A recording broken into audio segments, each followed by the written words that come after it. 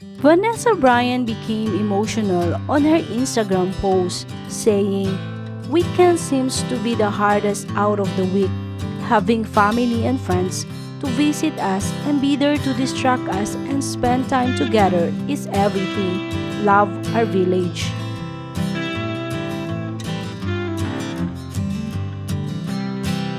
She and her daughter Natalia Bryant posted birthday message to their longtime friend Auntie Sally.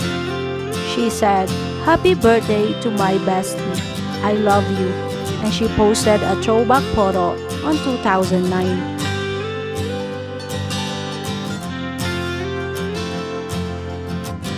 On the National Siblings Days, Kobe Bryant's sister Sharia Washington posted of their siblings photo to remember Kobe.